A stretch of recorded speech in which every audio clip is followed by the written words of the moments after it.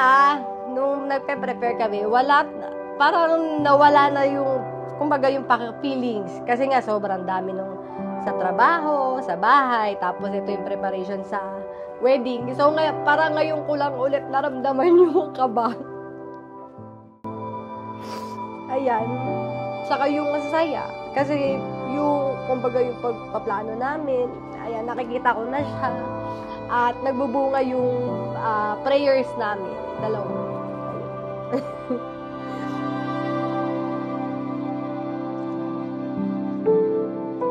To my love, parang kailan lang nung tayo ay nagtatago pa ng ating relasyon sa school kasi ikaw ay teacher at ako naman ay estudyante.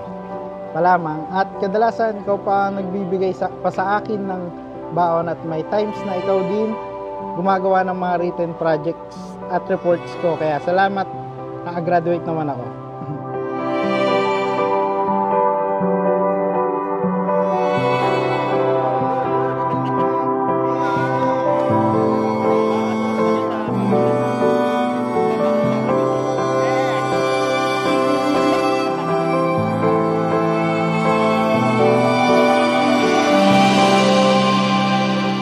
Papasalamat ako sa Diyos dahil binigyan niya ako ng isang matapang, masipag, maunawain, maalaga at matigang babae na tulad mo.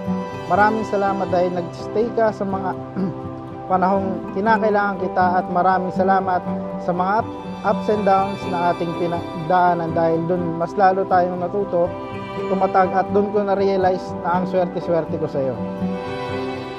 Excited na akong magsundo sa iyo sa school dahil gusto ko nang marinig na babatingin ka ng mga estudyante mo na good afternoon, Ma'am Badrina or Mrs. Badrina. At di mo na din maririnig ang salitang wala sa tuwing Valentine's Day. At kapag sinabi mong hiwalay, hiwalay talaga. Ang balat ng Chicken Joy sa laman. Dahil iyo lang ang balat ng Chicken Joy ko.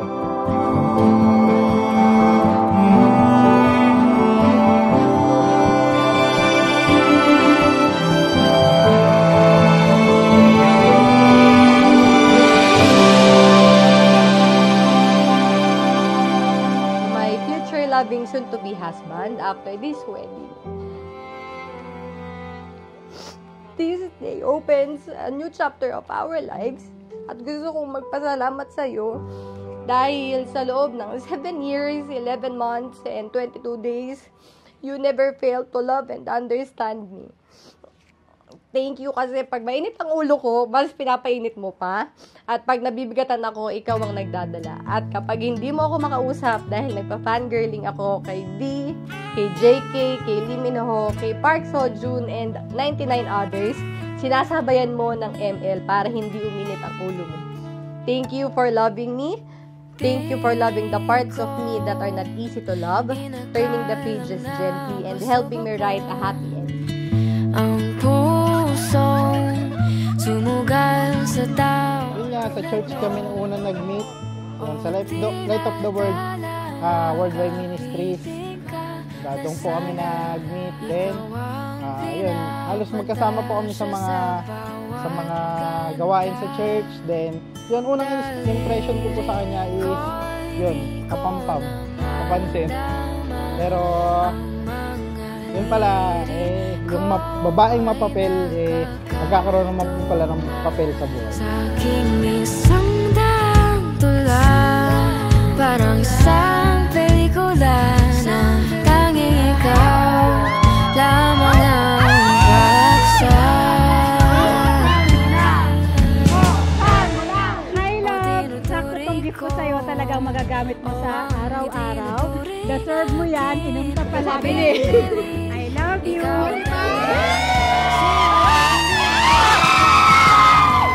Ito talaga gift ko sa'yo at talagang deserve mo. iPhone 15 Pro Max. Not to pay that second hand kasi nagamit ko muna ng 2 weeks. Let's capture every picture perfect moment of our forever. Oy, totoo to. Ituturing sa paraan na walang ibang makakaranas. Hayaan mo sila na mag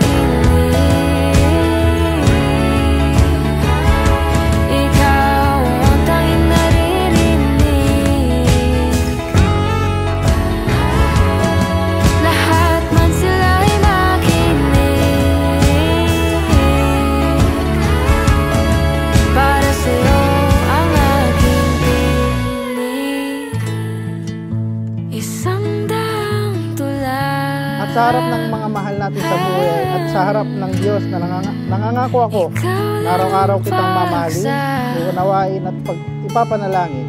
At nangangako ako na sa lahat ng pagsubok, sasamahan kita at dadamayan dahil sa mundong punong-puno ng kaguluhan, ikaw ang aking kapahingahan. Sa buhay na walang kasiguruduhan, ikaw ang aking naging katiyakan. Ikaw ang sigurado sa lahat ng aking siguro, at sa mundong punong-puno ng gulo at away, ikaw pa din ang paborito kong kaaway. Este Karamay. Eto tayo, ngunit sa huli palagi pabalik pa rin sa yakap mo. Hanggang sa huli palagi pipiliin kong maging sa'yo. Ulit-ulitin man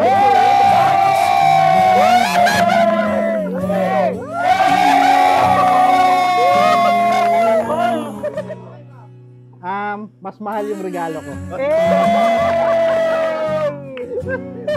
Thank you pa. Thank you. Puwet na naman ako na ito. Kung balikan man ang hirap, luhat lahat, ikaw ang paborito kong desisyon. At pag napaligiran ang ingay at ang gulo, nakahanda ako sa mga luha dahil alam kong may iyak sa salitang kabiyak. Pero panatag ako dahil laging may tahan sa salitang tahanan. At ikaw ang tahanang pangarap kong uwian. Sa huli palagi, from this day forward, you shall not walk alone. My heart will be your shelter and my heart will be your home. Today, I not only marry you, I also marry your dreams, your ambitions, and your beautiful soul. Our love story is my favorite tale, and I promise to continue writing it with you chapter by chapter for all the days of our lives. I love you, mi love. I love you, mi amore. I love you, Mampaw. I love you, Paula Andre Concepcion. You are my beautiful answer. Ikaw pa rin aking bituin, natatangi kong dalangin hanggang sa huling siglo. I can't promise that every day will be a happy day, but will always make sure that whatever happens, I will always be by your side through ups and downs of our lives. We will grow together and God will always be the center of our lives. Through all of the uncertainties and trials of life, I promise to be faithful to you and love you so that together we may grow in the likeness of Christ. With you, I know that the home we will build together will praise Him each and every day. To our new and humble beginning, I love you always and forever.